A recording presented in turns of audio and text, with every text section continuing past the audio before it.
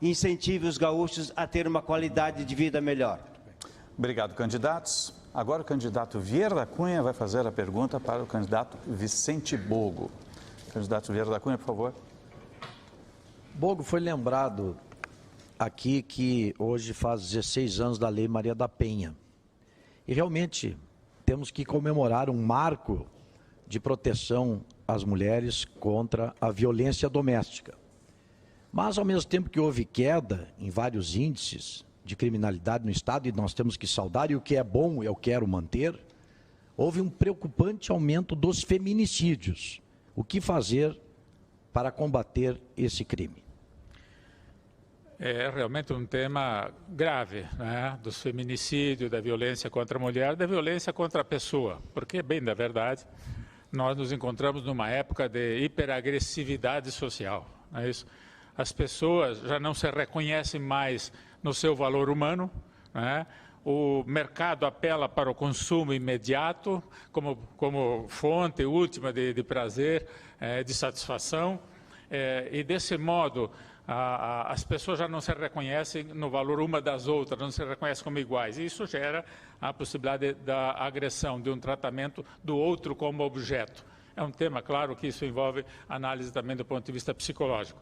Mas essa violência que às vezes está escondida dentro de casa, ou que ela se pratica por qualquer motivo, por futilidade até às vezes, como vingança, precisa ser combatida de alguma maneira. Como? Com campanhas públicas, com educação. A educação que já tem que começar lá na escola, preparando bem a criança, mostrando o valor dela, ela aprendendo a se relacionar com o seu coleguinha, né? A cooperar entre si. Eu quero trazer para dentro da escola a formação de cooperativas escolares, para a criança já aprender ali a se ajudar uma com a outra, a trabalhar junto, a aprender o valor da gregariedade social, né? O compromisso de um com o outro. E não como é hoje, que um aponta para o outro, tentando dizer que a culpa é do outro, nunca vê a responsabilidade em si mesmo. Infelizmente, muitos casais não falam entre si para resolver os problemas. 55 mulheres foram covardemente assassinadas aqui no estado do Rio Grande do Sul, apenas no primeiro semestre deste ano. Isso é inaceitável. Eu, Bogo, fui procurador de justiça perante a terceira Câmara Criminal, que tem como competência o julgamento de crimes de homicídio, tráfico de drogas e violência doméstica. Eu sei do que eu estou falando. Nós precisamos ter uma rede no Rio Grande do Sul muito maior do que essa que foi dita aqui na tribuna. Temos que ter muito mais patrulhas Maria da Penha. Temos que ter muito mais delegacias especializadas no atendimento das mulheres. E temos que ter, como tu disseste, uma campanha para acabar com essa mentalidade, com essa cultura machista. Homens achando que as mulheres são sua propriedade, são de sua posse. Nós temos que ter respeito, nós temos que ter igualdade. É necessário também que se possa desenvolver um mecanismo de cumprimento da garantia que é dada à mulher quando ela informa que está sob ameaça, né? A justiça concede uma medida protetiva, mas depois quem é que protege? Cadê sei lá, né? Qual é o instrumento que o Estado tem para fazer cumprir e garantir a dignidade daquela pessoa? Então isso é importante. Segundo, criar mecanismos para acelerar, inclusive, o atendimento quando há uma denúncia de ameaça. Obrigado, candidato Bogo. Obrigado, candidato Vieira.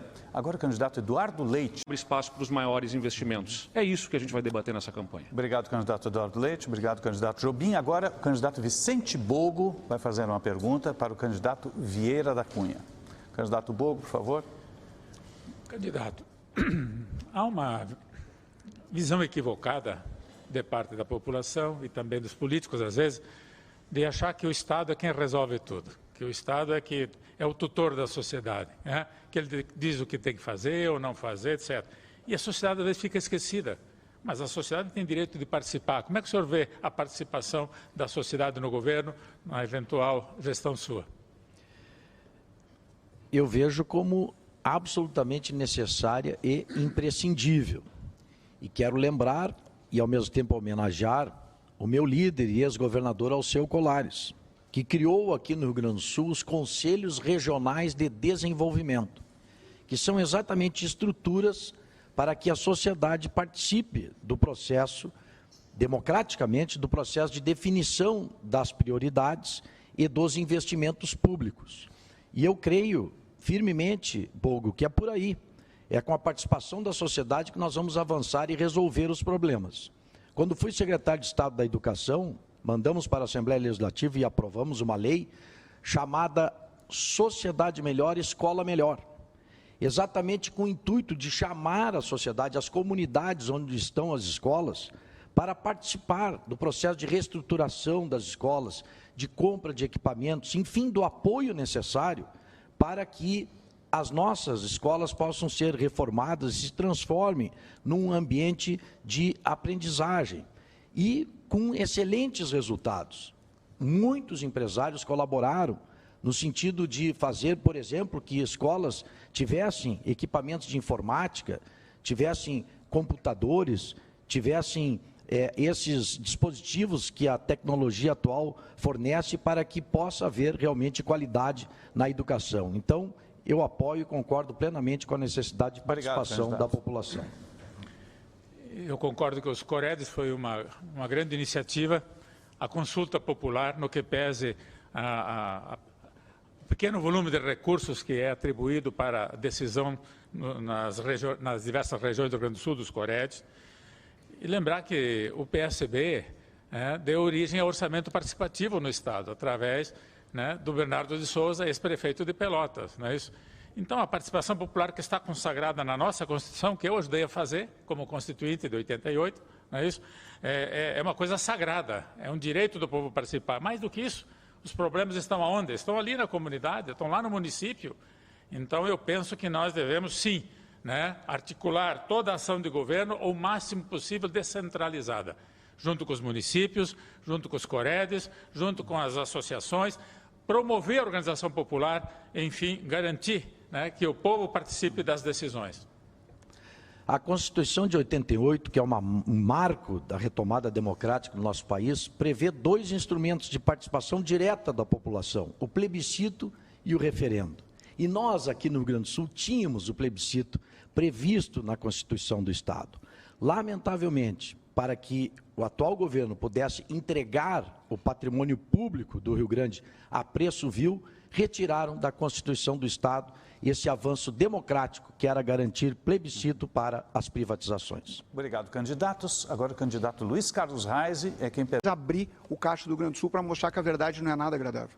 Obrigado, candidatos. Agora o candidato Roberto Argenta pergunta para Edgar Preto, no fechamento deste bloco. Candidato Argenta, qual a pergunta, por gentileza?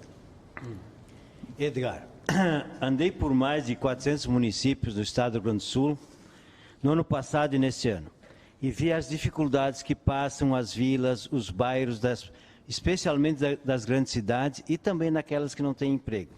Mas vi também que as igrejas evangélicas, católicas, todas as igrejas, fazem um trabalho excelente de assistência social. O que você pensa sobre isso? Infelizmente, Argenta, a fome voltou no país e também aqui no Rio Grande do Sul. São 33 milhões de brasileiros que passam fome, graças ou à desgraça do governo federal que aí está. Mais preocupado em passear de moto que resolver os problemas do nosso país. Aqui no Rio Grande do Sul não é diferente, viu, Argenta? Nós estamos hoje com 1.200.000 pessoas sobrevivendo com uma renda máxima de R$ 105 por mês. Eles estão junto com uma legião de 3 milhões de gaúchos que tem uma renda máxima de R$ 500. O gás aumentou, a luz elétrica aumentou. A comida do Rio Grande do Sul é uma das mais caras do país. É mais de R$ 700 o valor de uma cesta básica. Então, claro que toda essa rede de proteção e de solidariedade, ela é fundamental.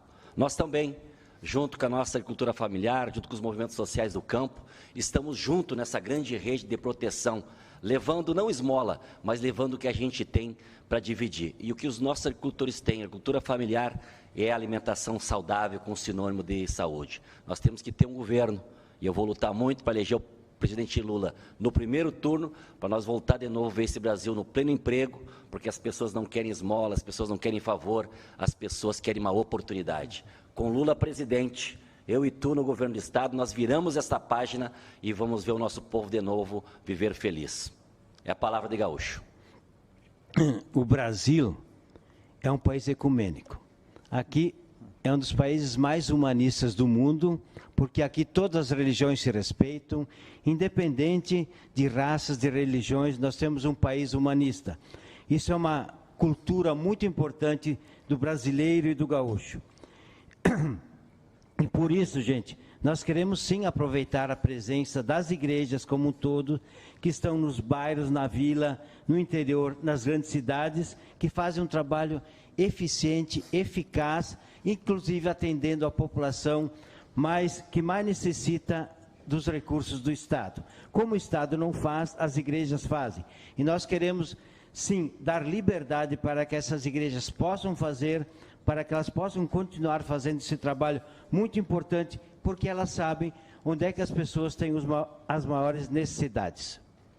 Tréplica. A verdade é que Bolsonaro e Eduardo Leite abandonaram a agricultura familiar, que é responsável pela grande produção de comida no nosso estado, ao ponto de que está faltando comida para abastecer os mercados aqui do nosso estado. O litro de leite, gente, chegou a R$ 9,00.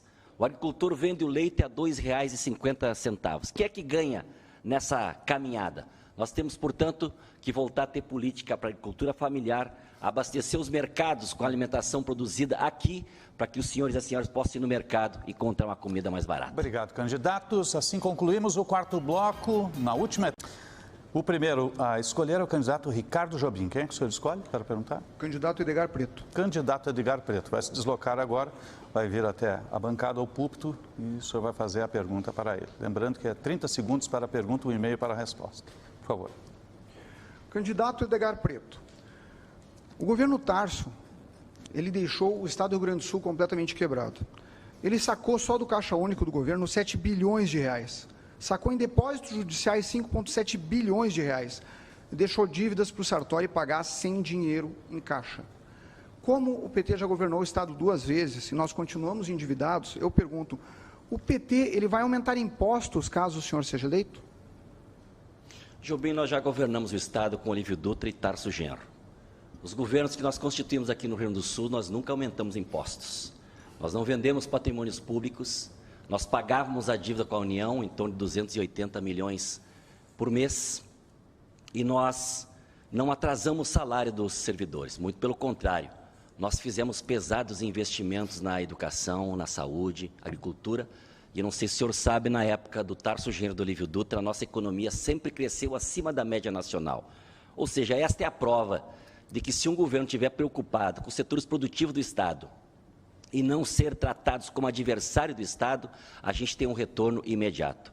Os depósitos judiciais todos usaram, mas o certo é, quando nós governamos o Estado, nós fizemos bem para a nossa economia. O Estado cresceu, nós geramos empregos, e assim foi também no governo do presidente Lula e da presidenta Dilma. Nós vamos voltar a governar o Brasil e governar o Estado, porque nós não queremos mais ver esse Brasil convivendo com a vergonha da fome. Não só a nível nacional, mas também aqui no Estado, cujo o governador renunciou, nós estamos hoje com 1.200.000 pessoas abaixo da linha de pobreza. Estamos pagando a cesta básica, uma das mais caras do país. As pessoas hoje estão se endividando no supermercado para fazer o seu rancho, e é esse quadro, é esta situação que nós queremos modificar. Com Lula na presidência, eu e tu no governo do Estado, Réplica, a gente vira essa página. por favor. Edgar, eu perguntei isso porque o governo Sartori aumentou impostos e o governo Leite aumentou impostos, inclusive com seu voto como deputado estadual, aprovando a prorrogação de um aumento de impostos por mais um ano, sob o argumento que ia comprar vacina para a Covid. E no final das contas, o fato é que o Estado não comprou uma vacina para a Covid até hoje. Nós lutamos contra esse aumento de impostos. Toda essa tentativa que houve de conseguir onerar cada vez mais o setor produtivo. O problema todo acaba sendo sempre o mesmo. A classe política pensa que o mundo acaba em 4 anos. Eles esquecem que o Estado continua. Então, todo mundo quer resolver o seu problema, entregar quebrado para o próximo. É por isso que a gente deve 74 bilhões de reais para a União. É porque está todo mundo pensando na própria carreira política e não tem uma visão de longo prazo. Enquanto um político pensa na próxima eleição, um estadista pensa nas próximas gerações. Isso justifica não haver investimento em educação. Queremos ser o primeiro governo liberal da história do Rio Grande do Sul, coisa que nunca tivemos chance ainda. Quando nós governamos o Estado, o último governo do Tarso Genro, nós inauguramos a primeira vez, o Estado investiu 12% do orçamento em saúde. Nós hoje estamos com uma fila interminável de consultas, exames, cirurgias, porque o governo do Estado, cujo seu governador renunciou, ele prefere se vangloriar que está com superávit. Nós queremos ter um Estado do tamanho da necessidade que o nosso povo tem. Nós vamos voltar a governar o Rio Grande, como fez Tarcísio Livre, não aumentaríamos impostos, apoiaremos os setores produtivos da economia. Obrigado, candidato Edgar Preto. Obrigado, candidato Jobim. Candidato Onix, o candidato Eduardo Leite vai permanecer aqui, porque será perguntado agora por Ricardo Jobim, ordem definida por sorteio. Candidato Ricardo Jobim, por favor, a pergunta. Candidato à reeleição, Eduardo Leite. O senhor renunciou para ser presidente e agora está a caminho do plano B, né, que é o Rio Grande do Sul. O gaúcho quer saber, o senhor, apesar de ter apenas 37 anos e 3 anos de serviço público, encaminhou uma pensão de ex-governador. Numa ação que o Novo propôs, através dos deputados Marcel Van Hatten, Fábio Ossmann e Giuseppe Resgo, após essa ação, o senhor disse que a pensão era legal, era moral, mas que ia abrir mão. Se é legal e moral, por que o senhor abriu mão dessa pensão? Eu gostaria que o senhor tivesse a oportunidade de explicar para os gaúchos. Candidato Ricardo Jobim, eu recebi aquilo que estava disposto na lei, e a lei existente, quando assumiu meu mandato, até o ano passado, determinava essa remuneração a um ex-governador. Não é uma pensão vitalícia, ao contrário do que os ex-governadores que me antecederam recebem e que continuam recebendo. Era uma remuneração com prazo determinado por 4 anos. Eu não constituí patrimônio na vida pública. Eu me dedico à vida pública desde os meus 19 anos de idade, quando concorri a primeira vez a vereador na minha cidade. Tenho muito orgulho disso, porque me sinto vocacionado para o serviço público e gosto do que faço, e a população tem visto como nós fazemos e fazemos bem feito. Agora, optei por abrir mão desta remuneração justamente para que nós possamos discutir em debate como esse o que deve ser feito para o nosso Estado, para que nós possamos discutir dos efeitos das reformas que fizemos, que o governo que o senhor representa do Novo em Minas Gerais não fez. A reforma da Previdência aqui foi mais profunda do que a de Minas Gerais. Privatizações lá em Minas Gerais, do governo que o senhor exaltou aqui, não fez nenhuma, nem mandou para a Assembleia Legislativa a retirada de plebiscito que lá existe, nem conseguiu aprovar, nem mandou o projeto para a Assembleia. As privatizações que o senhor diz que são importantes não foram feitas lá, nós fizemos. Isso é ser um governo que pensa em modernizar a máquina pública, com um diálogo, mas também com firmeza para fazer o que precisa ser feito. É isso que precisa ser debatido, e não a questão de uma remuneração que estava na lei e que eu optei por não receber mais. Acredito que essa é uma diferença muito grande, porque eu defendo que as pessoas tenham uma independência fora da política. Qualquer profissão. Pode ser metalúrgico, pode ser banqueiro, mas as pessoas não podem depender de política para viver, Eduardo. Eu não acredito nessa fórmula. O problema todo é que quando a gente vive de política e apenas tem isso na sua vida, acontecem essas situações. Mas o fato é que as pessoas normais, os seres humanos, os mortais, eles trabalham a vida inteira para conseguir receber qualquer benefício. E com todo respeito, acredito que se o senhor pegasse o seu currículo de ex-governador e batesse nas portas certas, não na porta de quem fosse pedir favor para o Estado, o senhor certamente ia conseguir um emprego, mas acho que o Estado não tem que lhe sustentar. Não acredito nesse privilégio. Mas, de qualquer forma, eu gostaria, na réplica, de fazer uma outra pergunta. Já que o senhor abriu mão da pensão, o senhor vai devolver o que o senhor recebeu, na minha opinião, ilegalmente? Como lhe disse, o que recebi estava dentro da lei. E recebi justamente porque não constituí patrimônio público dentro da vida pública. Eu me dedico, é uma opção de vida. Eu me dedico à política e à vida pública como missão para transformar realidades. Transformei a realidade na minha cidade, em Pelotas, e transformamos a realidade de um Estado que não tinha nem a capacidade de pagar os salários dos seus servidores, que tinha atrasos com hospitais, que tinha atraso com municípios, num Estado que paga as contas em dia, reduz impostos e abre espaço para os maiores investimentos. É isso que a gente vai debater nessa campanha. Obrigado, candidato Eduardo Leite. Obrigado, candidato Jobim. Agora, o candidato Vicente Bogo vai fazer uma pergunta para o candidato